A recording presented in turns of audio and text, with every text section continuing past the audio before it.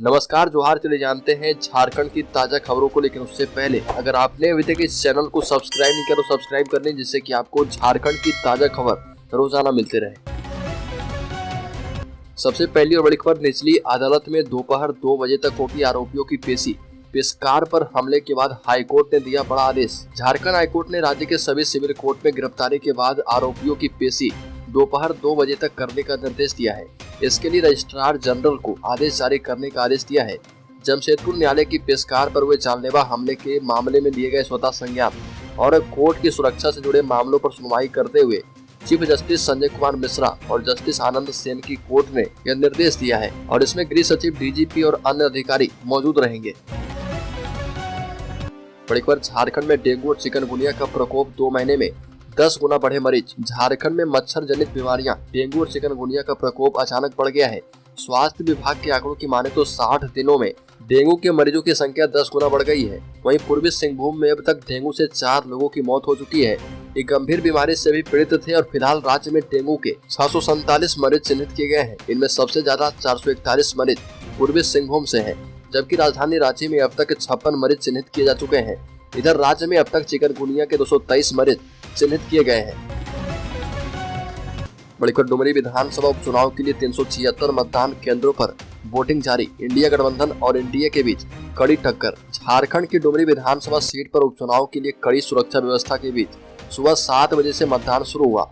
एक अधिकारी ने बताया कि 373 मतदान केंद्रों पर मतदान जारी है, जिनमें से 200 मतदान केंद्र की पहचान नक्सल प्रभावित मतदान केंद्रों के रूप में हो गई है। अधिकारियों के मुताबिक डुमरी विधानसभा उपचुनाव के लिए वोट शाम 5 बजे तक पड़ेंगे। साथ ही बताया गया कि डुमरी उपचुनाव में 1,44,000 महिलाओं सहित 2,98,000 से अधिक मतदाता अपने मताधिकार का इस्तेमाल करने के पात्र है। साथ ही 3 निर्दलीय सहित कुल 6 उम्मीदवारों के भाग्य का फैसला आज हो रहा। झारखंड में फिर से एक्टिव हुआ मानसून, अगले 24 घंटे बारिश के आसार। झारखंड में फिर से मानसून सक्रिय हो गया है और राज्य के विभिन्न हिस्सों में लगातार बारिश हो रही है। इसके प्रभाव से अगले 24 घंटे तक राज्य के सभी हिस्सों में बारिश होने का अनुमान है, लेकिन 6 सितंबर से 3 दिनों तक बारिश में थोड़ी कमी आ सकती है। मौसम विभाग के मुताबिक राज्य में पिछले 24 घंटे में अच्छी बारिश हुई है। सबसे अधिक बारिश धनबाद के मैथन में 80 मिलीमीटर बारिश हुई है, जबकि अन्य जिलों में भी सामान्य से अच्छी बारिश हुई।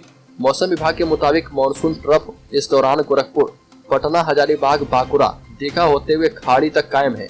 इसके अलावा बंगाल की खाड़ी में साइक्लोनिक सर्कुलेशन बना हुआ है। यह खाड़ी के उत्तर पश्चिम क्षेत्र पर मध्य खाड़ी तक कायम है। बड़ी खबर, झारखंड से हेमंत सरकार को उखाड़ फेंकने की यात्रा है। मरांडी का बड़ा बयान। बरही के पूर्व विधायक मनोज यादव ने कहा कि राज्य में हर क्षेत्र में खुली लूट मची है। वहीं बाबूलाल मरांडी ने कहा कि कोयला और अफीम की तस्करी पूरे राज्य में जोरों पर है।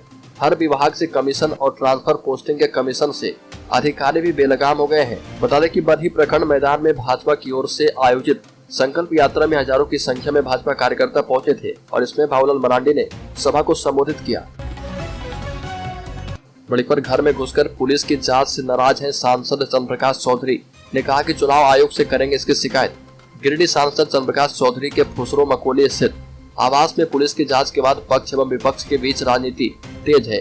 सांसद चंद्रप्रकाश चौधरी ने कहा कि इस मामले में वह भारत निर्वाचन आयोग को शिकायत करेंगे। केवल आजसू पार्टी एवं भाजपा के कार्यकर्ताओं को तंग किया जा रहा। पुलिस एवं प्रशासन के लोग झारखंड मुक्ति मोर्चा के कार्यकर्ता की तरह काम करते हैं। इस जिले के वरीय अधिकारी का नाम लेते हुए कहा कि यह सब उन्हीं लोगों के इशारे पर हो रहा। हार की डर से हताश सरकार अपने प्रशासनिक तंत्र का दुरुपयोग कर रही है। सरकार के कामकाज से नाराज जनता को मनाने के लिए कहीं शराब तो कहीं पैसा बांटा जा रहा, जबकि आजसू के लोगों के साथ सख्ती बरती जा रही है। पार्टी के अध्यक्ष सुरेश महतो की सभा में खलल डालने की कोशिश भी हुई। बड़ी खबर, गोड्डा में सीएम हेमंत सोरेन की हुंकार। राज्य के उद्योग में 75% स्थानीय लोगों को मिलेगा रोजगार।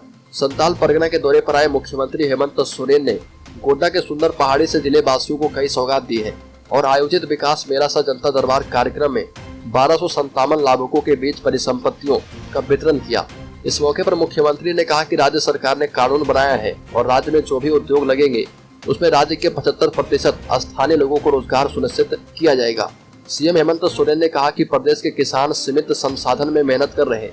मैंने देखा कि निम्न बारिश की वजह से बुआई कम हुई और इसे ध्यान में रखकर सरकार की जो भूमिका होगी हम उसे किसान हित में जरूर निभाएंगे। बड़ी खबर, टीजीटी टीचर के 26,000 पदों पर आवेदन की आखिरी तारीख नजदीक।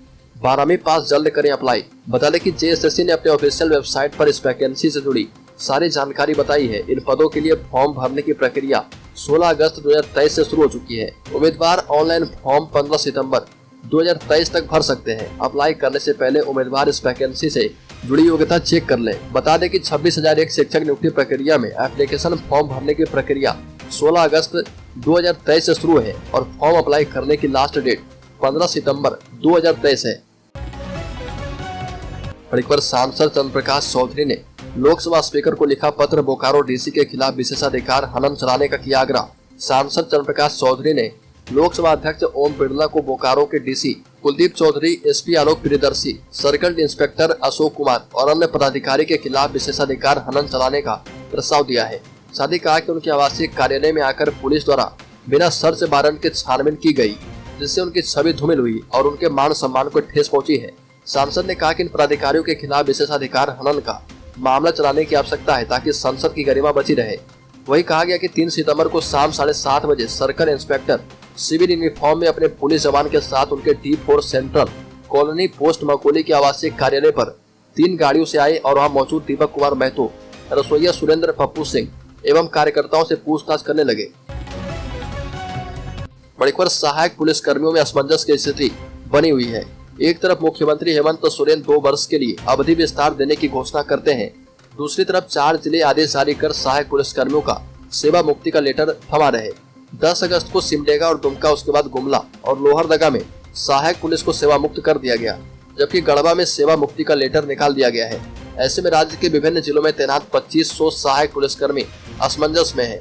उनका कहना है कि सरकार अपनी मंशा स्पष्ट कर दे कि हमें रखना है या फिर हटाना है। इस मामले में सहायक पुलिस एसोसिएशन के प्रदेश अध्यक्ष विवेकानंद गुप्ता ने बताया कि 18 अगस्त को सीएम ने चाईबासा में खुला मंच से 2 साल की अवधि विस्तार की घोषणा की थी। साथ ही कहा था कि अन्य मांगों पर विचार किया जा रहा।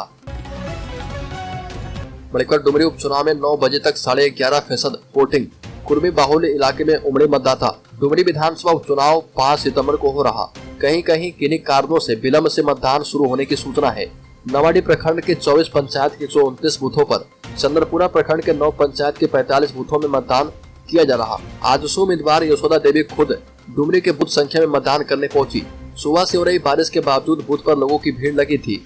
सुबह 9 बजे से 11 बजे तक 11% से ज्यादा मतदान हो चुका है। बता दें कि नवाडी प्रखंड के कंजकीरो पंचायत के कुर्मी बाहुल पिपराडी के बूथ नंबर 226-227 में महिला पुरुष मतदाताओं की लंबी कतार देखी गई और सुबह मतदान शुरू होने के बाद से वोटर्स की लाइन लंबी लगी है।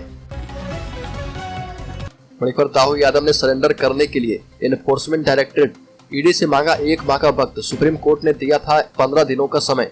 अवैध खनन घोटाले मामले में फरार चल रहे अभियुक्त राजेश यादव उर्फ दाऊ यादव ने ईडी को पत्र लेकर सरेंडर करने के लिए 1 महीने का समय मांगा है।